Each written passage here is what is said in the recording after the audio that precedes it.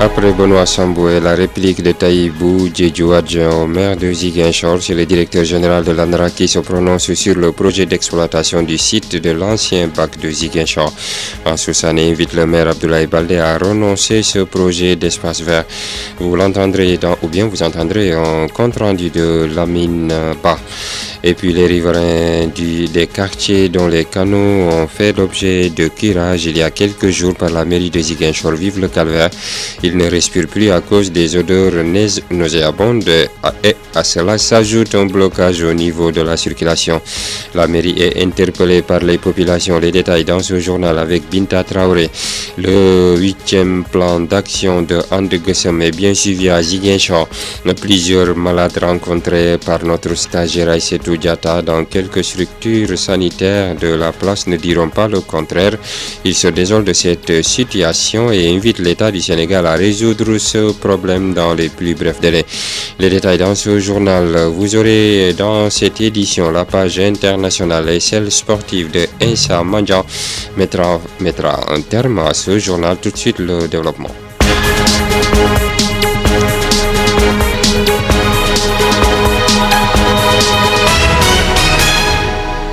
Destination Cap Skirring pour démarrer cette édition, mobilisation des populations de la commune de Djemperin qui sont descendues dans les rues ce matin pour déplorer la situation que traverse la zone touristique avec la fermeture de plusieurs hôtels. Les marcheurs accusent certains promoteurs nationaux de torpiller le tourisme en Casamance et avertissent le régime de Macky Sall. Nous sommes en direct avec Amadi Khalilou Djamé depuis Djemperin. Amadi, bonjour. Oui, bonjour, Sissao Koli. Vous l'avez dit, la reprise des hôtels en ruine, en l'occurrence, justement le site du Savannah Cap. C'est d'ailleurs le titre de mémorandum qui sera tout à l'heure remis au sous-préfet de Cabrousse. Il marche justement une forte mobilisation populaire avec des femmes et des hommes bien déterminés, venus des différents horizons de la région et dans leurs différentes couches sociales avec leurs titres rang, genre et âge qui se sont mobilisés très tôt au Cap Skirring pour braver intempéries et distance la marche qui vient de démarrer du rond-point du Cap Skirring et qui va justement finir au niveau justement de la sous-préfecture de Cap Skirring pour déplorer, vous l'avez dit, la situation que traverse justement le site touristique du Cap Skirring avec beaucoup de difficultés. Donc ils vivent les saisons qui se succèdent avec beaucoup de difficultés et donc l'espoir qui était né avec le régime de Macky Sall, cet espoir justement est en train d'être justement englouti par des promesses non tenues. Entre autres choses, nous sommes d'ailleurs avec un des organisateurs, d'ailleurs il est le responsable, le porte-parole de ce groupe de personnes qui organise cette marche monstre qui a déjà réuni des centaines et des centaines de personnes.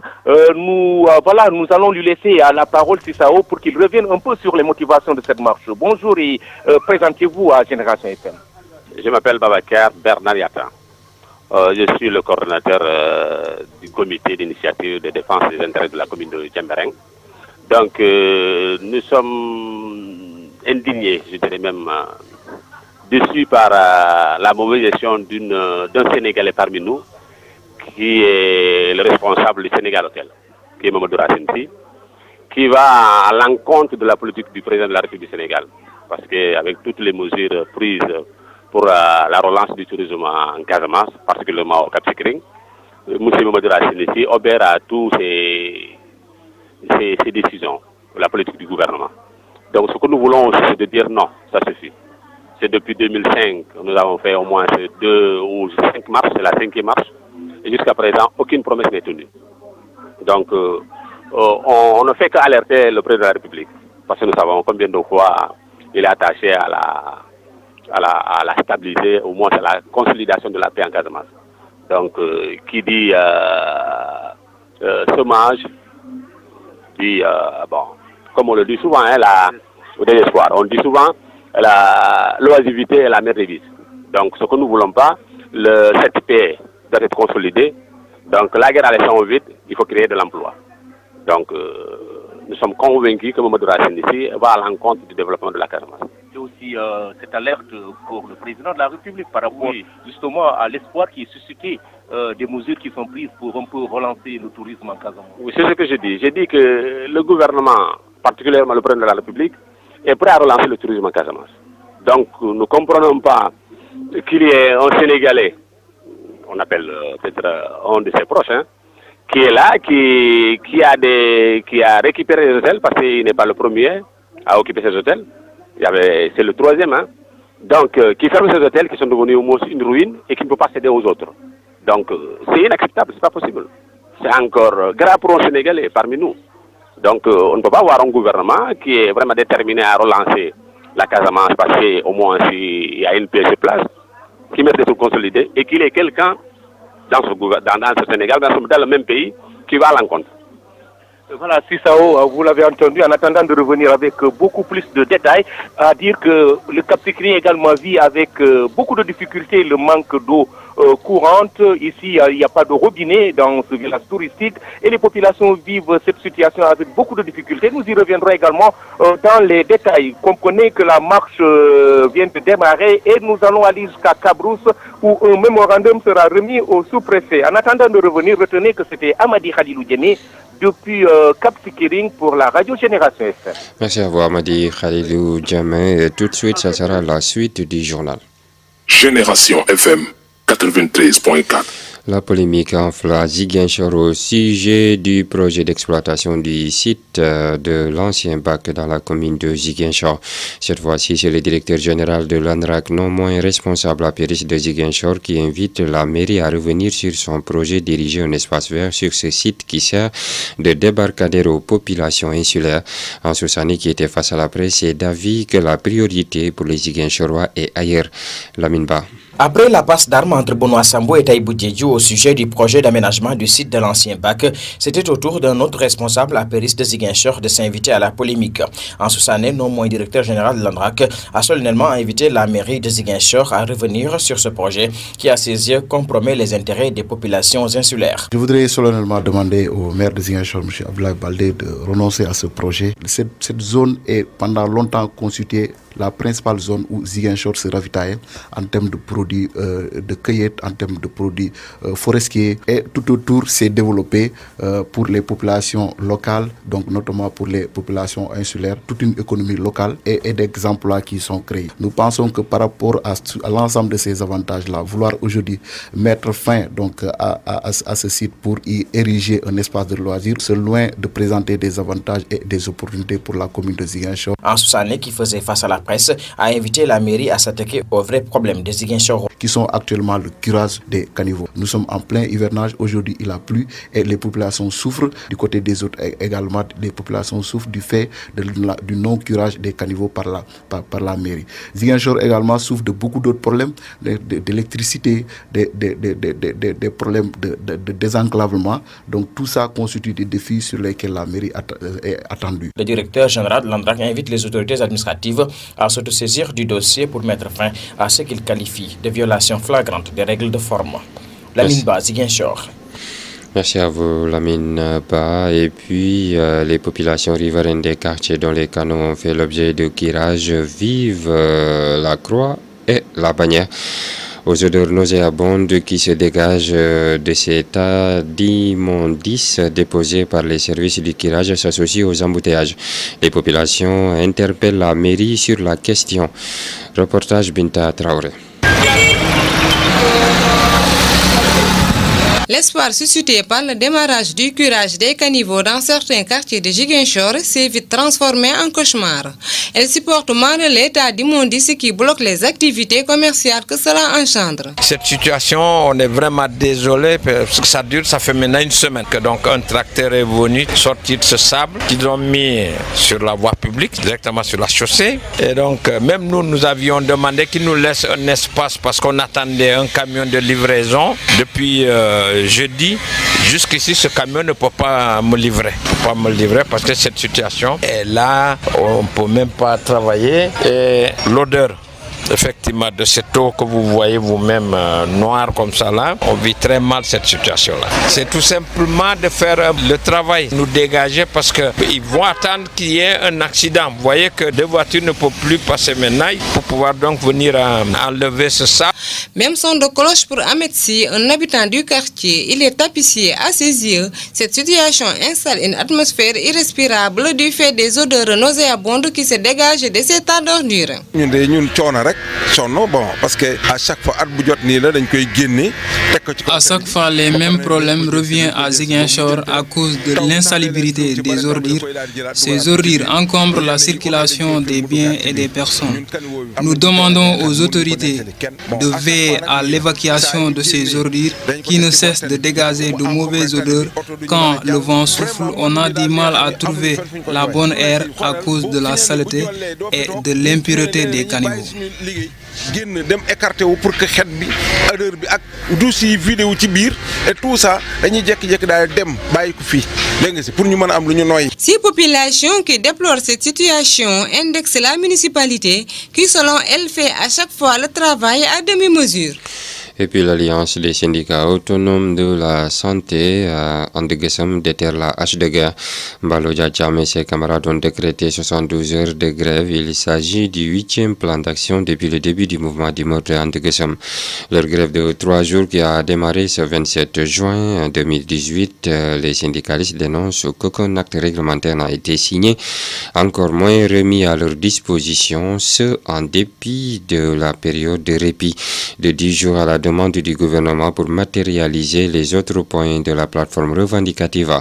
C'est ainsi que le secrétaire exécutif permanent a décidé de poursuivre le mot d'ordre de grève de rétention des informations sanitaires et sociales, le boycott de la campagne MTN, des activités de supervision, des réunions et tous les ateliers. Les populations de la région sud du pays ressentent déjà les lourdes conséquences de cette grève. Notre stagiaire Aïssetou Diata a fait un tour hier dans les postes de santé de Kandé et de Belfort. Reportage. Le mouvement Andeguessem continue de perturber le secteur de la santé. Une grève très ressentie par les populations de Ziguinchor. Un tour effectué au poste de santé de Belfort et de Kandé a permis de constater les difficultés que rencontrent les patients. Sarata Manga, son bébé souffrant dans ses mains, regrette cette situation. C'était pour le bébé, mais malheureusement avec la grève là, je ne trouve personne ici. Et dès que je suis arrivée, bon, je suis là, j'attendais, mais je crois qu'il n'y aura personne. Ouais. Je crois bien qu'ils sont en grève parce que ça fait longtemps aussi que la grève là ne peut pas se cesser. Et vraiment, je vois que c'est difficile parce qu'une mère de famille comme moi, je me suis déplacée chez moi pour la vaccination de mon fils là. Je ne trouve personne ici, donc je veux vraiment qu'on cherche une solution. C'est ça que je souhaite, franchement. Une autre patiente, Sophie Villéa, a soutenu qu'il ne devrait pas avoir grève dans le secteur de la santé. Ainsi, avec cette situation, les malades succombent. C'est des va-et-vient incessants sans être consultés. Vraiment, c'est inquiétant. Et puis, il ne devait pas avoir grève dans la santé. L'État doit réagir.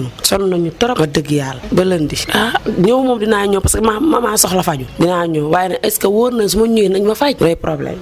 Mané, elle, a lancé un appel aux autorités compétentes à tout mettre en œuvre pour résoudre définitivement cette situation. Nous sommes fatigués, très fatigués même. Pourquoi ça nous arrive à nous? L'État doit résoudre ce problème.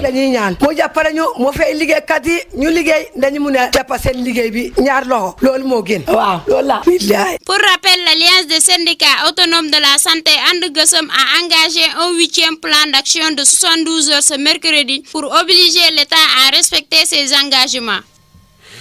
Lancement du projet Leadership et Bonne Gouvernance des femmes dans la commune de Djibidjon par Soforal.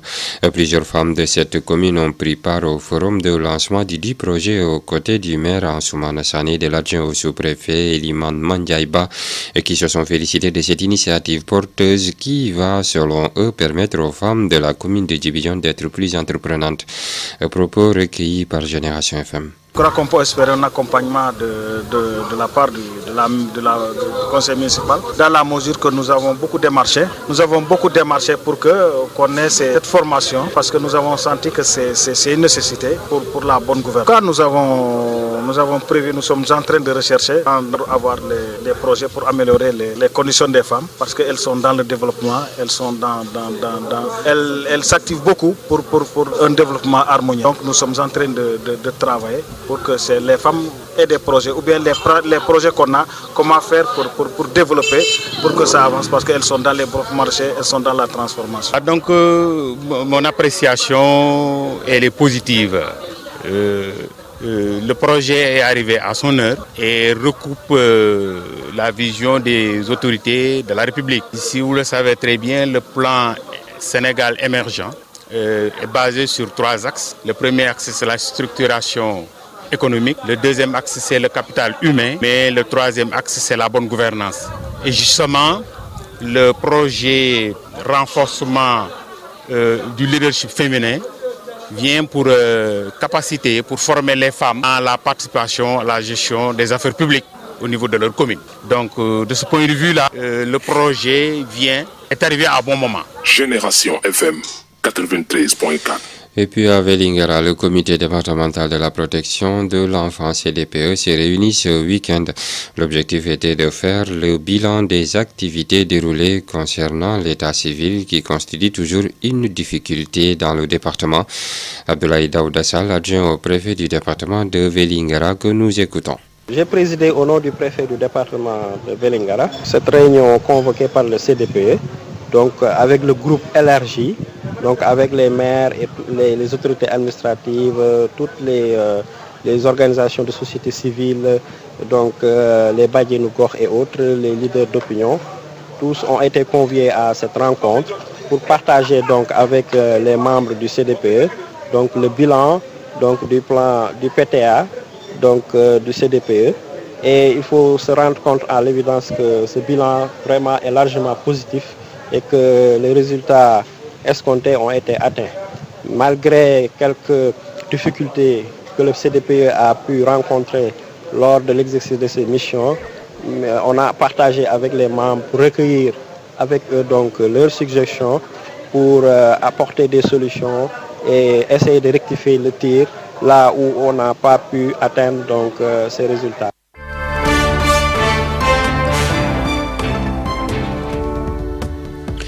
Vous l'aurez compris, on va parler de l'actualité internationale que nous démarrons au Kenya. Au moins 15 personnes sont mortes lors d'un incendie qui a touché le plus grand marché de Nairobi. Nous avons perdu 15 personnes dans cette tragédie. Ce matin a déclaré à la presse Kanget Tuku, le coordonnateur pour les questions de sécurité du comité de Nairobi. Et puis en Algérie, le chef de la police Abdelghani Hamel a été démis de ses fonctions mardi par la présidence de la République. Ce proche d'Abdelaziz Bouteflika avait dans la matinée dénoncé des tentatives de corruption dans une enquête sur un trafic de cocaïne s'en prenant à d'autres corps des services de sécurité. Son limogeage semble s'expliquer par le contexte d'une lutte des clans pour la succession du président. Et puis le sommet européen qui se réunit ces jeudi et vendredi à Bruxelles devrait être largement dominé par la question migratoire. Le dossier divise les États membres. Plusieurs propositions ont été émises pour gérer les flux de migrants, mais aucune ne semble faire consensus. Récit signé Lamine Manga. Le débat sur les migrations s'enflamme de plus en plus et ce sera le point principal de l'ordre du jour adoré et déjà annoncé Donald Tusk à quelques heures de l'ouverture du sommet à Bruxelles. Le président du Conseil européen Donald Tusk a beau prévenir que les divisions face aux migrations sont un signe de faiblesse de l'Union européenne et alimentent les mouvements populistes et xénophobes. Rien ne dit que ce sommet accouchera d'un agenda concret tant les points de vue sont éloignés sur la question. Merci à vous Lamine Manga. Mesdames et messieurs, vous suivez toujours le journal sur Génération FM 93.4, 10h passées de 19 minutes. C'est l'heure de recevoir dans ce studio Insa Manjan et c'est pour la présentation de la page sportive. Bonjour Insa. Bonjour Sissao, bonjour à tous. Nous allons démarrer cette page sportive avec cette troisième sortie des Lions de la Teranga. Une sortie tant attendue par tous les supporters de l'Afrique. Hier, le sélectionneur des Lions de la Teranga, Aliou Cissé, a fait face à la presse. Il a fait savoir que son équipe jouera ce match sans calcul, à défaut de prendre un match nul. Et restons toujours dans cette belle affiche entre le Sénégal et la Colombie pour donner la parole à notre consultant sportif qui revient sur une probabilité des joueurs qui devront démarrer cette rencontre. Diao Baldé avec Sadio Mané, un baignant en pointe. Moi, ça peut apporter beaucoup de choses au Sénégal si on veut se départir de cette équipe colombienne. La Colombie, c'est une équipe très coriace qui joue rudement, qui ont presque la même identité de jeu par rapport aux nations africaines. C'est comme ça qu'ils jouent les Colombiens. C'est un jeu rugueux, très rude. Ce sera vraiment de la bataille, du fighting. Donc je trouve que les Sénégalais doivent répondre aux défis physiques des Colombiens, essayer de se créer des occasions, essayer de dévorer les espaces laissés par le dispositif tactique de José Pekerman, qui est l'entraîneur colombien. Moi, je pense que nous avons toutes les chances de s'en sortir pour ce match. Ce sera une finale pour nous. Il faut que les Lions se le disent. Il faut qu'ils se le tiennent compris. C'est la finale du Sénégal dans cette poule H qui sera âprement disputée. Maintenant, il ne faut pas du tout chercher le nul tout de suite. Il faut essayer de jouer. Pas s'exposer en laissant de grands joueurs comme les James Rodriguez, les Falcao derrière. Il ne faut pas qu'on s'expose, non, mais il faut qu'on joue en ayant dans la tête que nous devons gagner ce match. Si on le joue comme ça, on peut s'en sortir. Tout est dans le mental. Il faut que l'on soit fort mentalement pour que nous puissions nous en sortir de cette rencontre face à la... Et pour rappel, le Sénégal fera face à la Colombie à 14h, même heure. Japon fera face à la Pologne.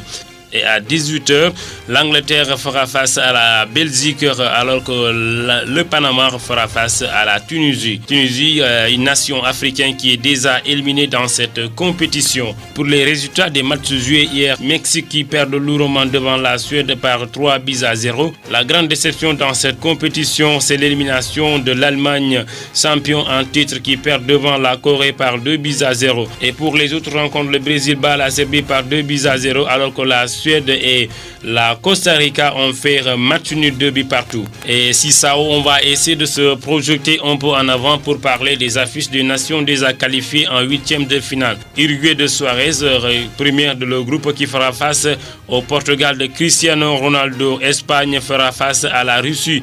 La France jouera contre l'Argentine. Le Danemark va affronter la Croatie. Le Brésil va chercher son ticket de qualification face au Mexique, alors que la Suisse fera face à la Suède. Et si ça, pour terminer cette page sportive, je ne serai pas trop journaliste, mais je serai un supporter des Lions. Je demande à tous les Sénégalais, à tous les Africains de s'unir et de rester derrière l'équipe nationale du Sénégal, car c'est la seule et l'unique nation qui est actuellement dans cette compétition pour honorer l'Afrique. Et merci Sissao, c'est pour tout pour cette page sportive. Je vous laisse continuer la suite. C'est sûr que votre appel est bien entendu, Incha Mandian. 10 heures passées de 23 minutes, c'est la fin de ce journal. Tout de suite, le rappel des titres développés.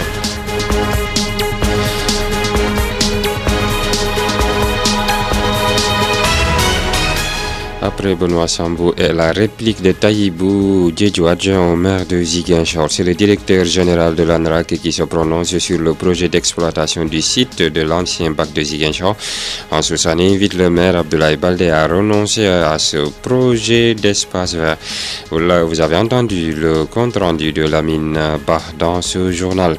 Les riverains des quartiers dont les canaux ont fait l'objet de curage il y a quelques jours par la mairie de Ziguinchor vivent le calvaire. Ils ne respirent plus à cause des odeurs nauséabondes et à cela s'ajoute un blocage au niveau de la circulation. La mairie est interpellée par les populations riveraines. Le 8e plan d'action de Andeguessem est bien suivi à Ziguinchor. Plusieurs malades rencontrés par notre stagiaire Aïssetou Diatta dans quelques structures sanitaires de la place ne diront pas le contraire. Ils se désolent de cette situation et invitent l'État du Sénégal à résoudre ce problème dans les plus brefs délais. Les détails, vous les avez entendus dans ce journal. Et puis, la page internationale était au rendez-vous, celle sportive présentée par Insa Mandia a mis fin à l'instant à ce journal présenté avec un immense plaisir par Sissa Okoli. Technique Albert Gomis, réalisation Insa Mandia. Merci à vous de nous avoir suivis. Excellent suite de nos programmes. La rédaction vous retrouve à 17h pour un autre rendez-vous avec l'information. D'ici là, je vous souhaite de passer d'excellents moments en compagnie des programmes de la 93.4 FM Génération Ziguinchor.